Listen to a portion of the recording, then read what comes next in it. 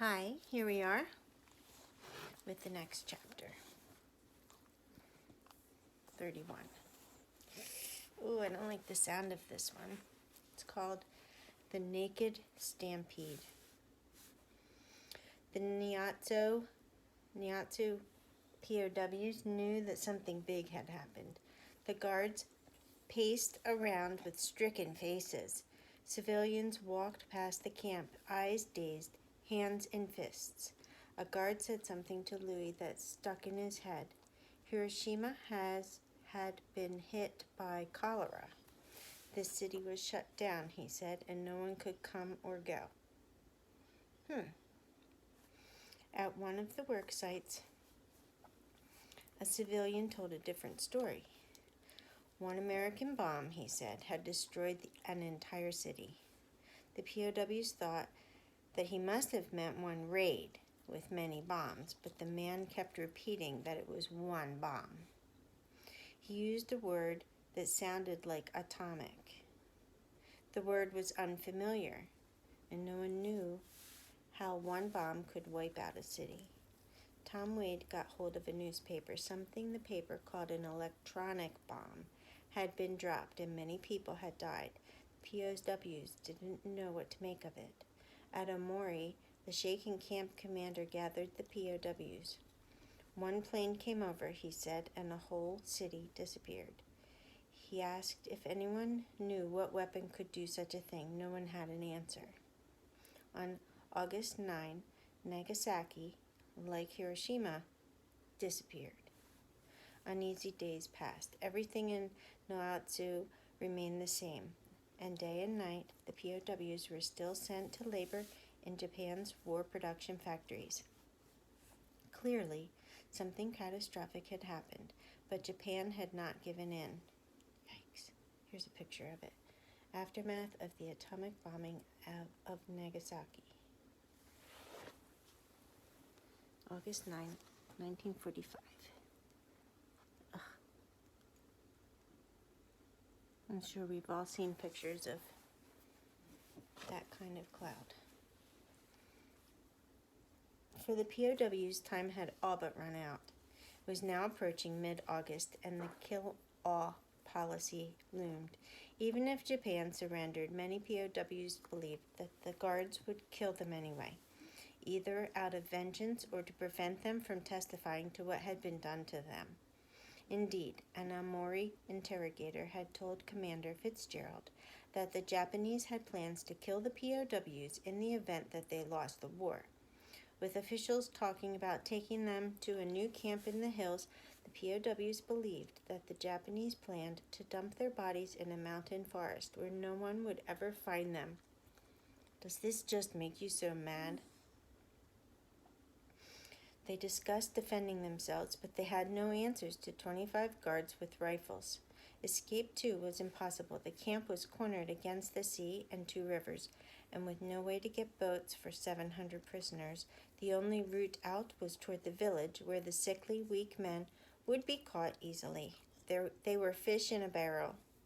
Louis lingered in his bunk, fading, praying. In his nightmares, he and the bird fought death matches, the bird trying to beat him to death, Louis trying to strangle the life from the sergeant. He'd been staying as far as he could from the bird, who had been whipping about camp like a severed power line, but the sergeant always hunted him down. Then, abruptly, the violence stopped. The bird had left camp. The guard said that he had gone to the mountains to ready the promised new camp for the POW officers. The August 22nd kill-all death date was 1 week away. On August 15th, Louis woke gravely ill. He was now having some 20 bloody bowel movements a day. Oh my word. 20! After the month's weigh-in, he didn't record his weight in his diary, but he did note that he'd lost 6 kilos, more than 13 pounds, from a frame already wasted from starvation. When he gripped his leg, his fingers sank in, and the imprints remained for long after. He'd seen too many die to be ignorant of what this meant. Berry. In late morning, after the night work crews had dragged in and the day crews had headed off, Louis crept out of the barracks. With the bird away, it was safer to walk in the open. Crossing the compound, Louis saw Ogawa, his overseer, at the potato field. Ogawa had always been an innocuous man, one of the few Japanese whom Louis had never had reason to fear. But when he saw Louis, Ogawa yanked out his club and struck Louis in the face. Louis reeled in astonishment, his cheek bleeding. A few minutes later, at noon, the compound was suddenly, eerily silent. The Japanese were all gone. At the same moment, in the factory mess halls, the POWs looked up from their bowls and realized that they were alone. The guards had left. In camp, Tinker walked through the compound. Passing the guardroom, he glanced inside. There were the guards, crowded around a radio in rapt attention, listening to a small, halting Japanese voice. Something of great importance was being said. Ugh, scares me. At the factories at 1:30, the guards reappeared and told the POWs to get back to their stations. As Ken Marvin returned to his station, he found his overseers sitting down. One of the Japanese told him that there was no work. Looking around, Marvin spotted Bad Eye, the one-eyed civilian guard he'd been teaching incorrect English, and asked him why there was no work. Bad Eye replied that there was no electricity. Marvin looked up. All of the lights were burning. He turned quizzically to Bad Eye and told him that the lights were on. Bad Eye said something in Japanese that Marvin wasn't sure he understood. Marvin found a friend fluent in Japanese, pulled him into the room, and asked Bad Eye to repeat what he'd said. The war is over. Marvin began sobbing. He and his friend stood together, bawling like children. The workers were marched back to camp. Marvin and his friend hurried among the POWs, sharing what Bad Eye had said, but not one of the listeners believed it. Everyone had heard this rumor before, and each time it turned out to be false. In camp, there was no sign that anything had changed. The camp officials explained that the work had been suspended only because there had been a power outage. A few men celebrated the peace rumor, but Louis and many others were anticipating something very different. Someone had heard that Naatsu was slated to be bombed that night. The POWs couldn't sleep. Marvin lay on his bunk, telling himself that if they were sent to work in the morning, Bad Eye's story must have been false. If they weren't, maybe the war was over. Louis hunkered down, miserably ill, waiting for the bombers. No B-29s flew over Naatsu that night. In the morning, the work crews were told that there was no work and were dismissed. Upstairs, Louis began vomiting. As he bobbed in a fog of nausea, someone came to his bunk and handed him 5 letters. They were from Pete, Sylvia, and his parents, all written many months earlier. Louis tore open the envelopes, and came photographs of his family. It was the first that Louis had seen or heard of them in nearly 2.5 years. He clutched his letters and hung on. Oh my goodness, what great news! The POWs were in a state of confusion. The guards would tell them nothing. A day passed with no news. When night fell, the men looked over the countryside and saw something they'd never seen before. The village was illuminated in the darkness. The blackout shades all over Naatsu had been taken down.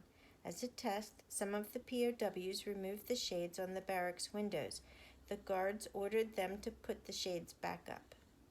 If the war had ended, the guards were going to considerable lengths to hide this fact from the POWs. The kill-all date was now 5 days away. The next day, Louis was sicker still. He examined his feeble body and scrawled sad words in his diary. Look like skeleton, feel weak. The bird reappeared, apparently back from preparing whatever lay in store for the POWs in the mountains. He looked different, a shade of a mustache darkening his lip. Louis saw him step into his office and close the door. On August 17th, a Roku-Roshi POW camp on the frigid summit of a Japanese mountain, a telephone rang. Phil, Fred Garrett, and more than 350 other Roku-Roshi POWs were shivering through summer inside the barracks, trying to survive on nearly all liquid diet. In this extremely remote, deathly quiet camp, the lone telephone hardly ever rang, and the POWs noticed it. A few minutes later, a Japanese commander hurried out of camp and down the mountain. For some time, the Roku-Roshi prisoners had been racked with tension. All summer, the sky had been scratched with vapor trails. One night in July, the men had looked from the barracks to see the whole southern horizon lit up in red, generating light so bright that the men could read by it. On August 8th, the guards had begun nailing the barracks doors shut. Then, on August 15th, the guards had suddenly become much more brutal, and the POW's workload breaking rocks on a hillside had been intensified. After the commander left, something troubling happened. The guards began bringing the POWs out of the barracks and dividing them into small groups. Once they had the men assembled, they herded them out of the camp and deep into the mountain forest, heading nowhere. After pushing the men onward through the trees for some time, the guards led the men back to camp and into the barracks. Later, the walks were repeated. No explanation was given. The guards seemed to be inuring the men to this strange routine in preparation for something terrible.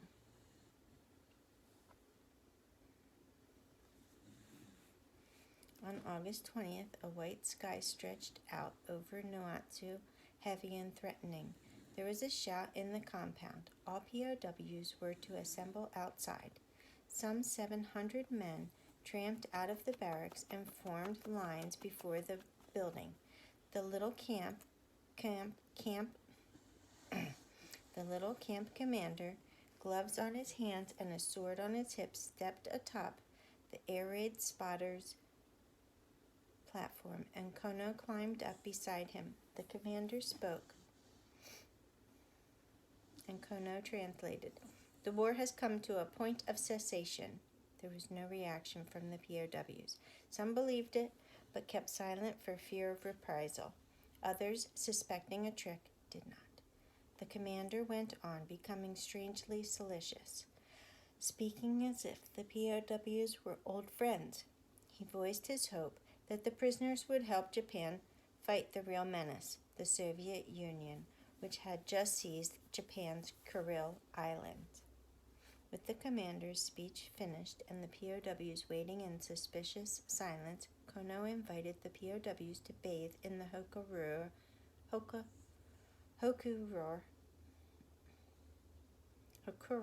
River. This too was odd. The men had only rarely been allowed to go to the river. The POWs broke from their lines and began hiking down to the water, dropping clothes as they walked. Louis dragged along after them, peeled off his clothes, and waded in. Excuse me. All over the river, the men scattered, scrubbing their skin, unsure what was happening. Then they heard it. It was the growl of an aircraft engine, huge, low, and close. The swimmers looked up and at first saw nothing but an overcast sky. Then there it was, bursting from the clouds, a torpedo bomber. As the men watched, the bomber dove, leveled off, skimmed over the water, its engine screaming. The POWs looked up at it. The bomber was headed straight toward them. In the instant before the plane shot overhead, the men in the water could just make out the cockpit and, inside, the pilot standing. Then the bomber was right over them. On each side of the fuselage and on the underside of each wing, there was a bright white star in a blue circle. The plane was not Japanese. It was American. The plane's red code light was blinking rapidly. A radio man in the water near Louis read the signals and suddenly cried out, "Oh, the war is over!" In seconds, Masses of naked men were stampeding out of the river and up the hill as the plane turned loops above, the pilot waving. The POWs swarmed into the compound, out of their minds with relief and rapture. Their fear of the guards of the massacre they had so long awaited was gone, dispersed by the roar and muscle of the bomber. The prisoners jumped up and down, shouted and sobbed. Some scrambled onto the camp roofs, waving their arms and singing out their joy to the pilot above. Others piled against the camp fence and sent it crashing over. Some found matches, and soon the entire length of fence was burning. The Japanese shrank back and withdrew. In the midst of the running, celebrating men, Louis stood on wavering legs, emaciated, sick, and dripping wet. In his tired mind, two words were repeating themselves over and over. I'm free, I'm free, I'm free. Down on the riverbank, a battered Australian POW named Matt Clift sat at the water's edge. His eyes were on the torpedo bomber, which was swooping overhead, alternately crossing over the river and then the camp. As Clift watched, something flitted out of the cockpit, trailing a long yellow ribbon. It carried through the air westward, directly toward the river. Clift stood up, leaned over the water, and reached out so far that he was on the verge of falling in. The object, a little wooden packet, dropped right into his hands. Regaining his balance with the treasure in his grasp, Clift had a delightful thought. Chocolate! His heart filled with gratitude for the damn good bloke of a pilot above. Clift spent some time trying to twist the packet open, and at some point realized to his crushing disappointment that it wasn't chocolate. When he finally got it open, he found a handwritten message inside. Our TBFS, there's a footnote here, torpedo bombers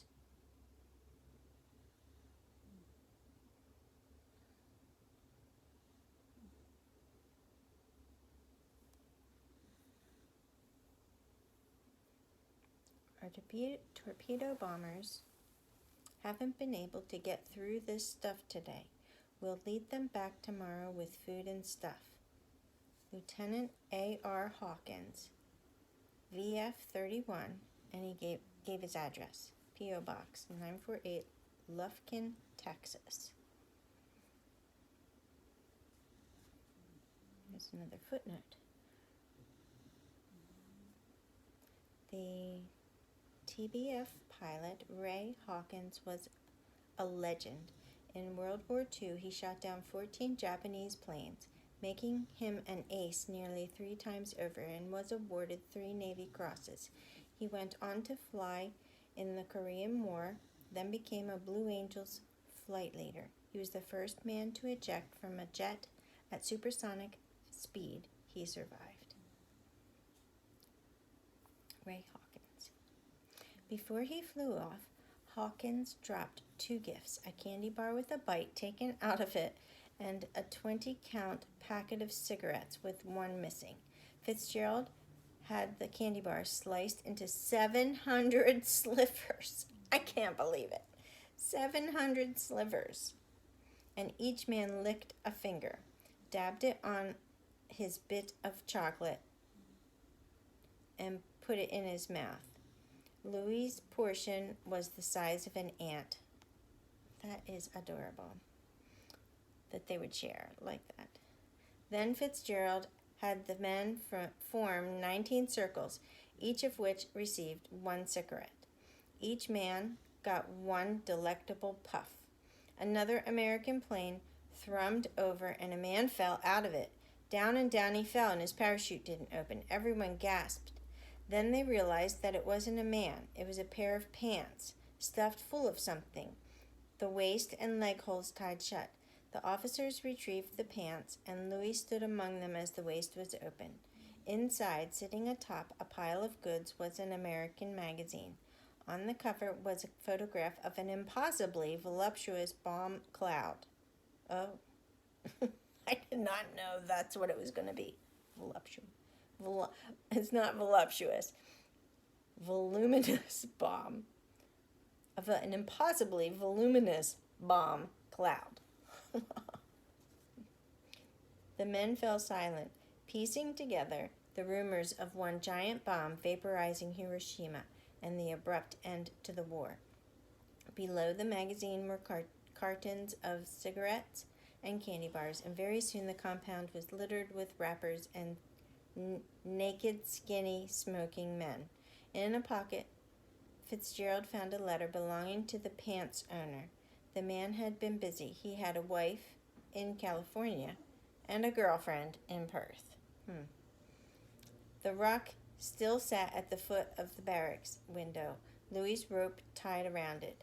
But the conspirators were too late. The bird was nowhere to be found. Somewhere that day, or perhaps the day before, he had taken off his uniform, picked up a sack of rice, slipped into Naatsu's countryside, and vanished.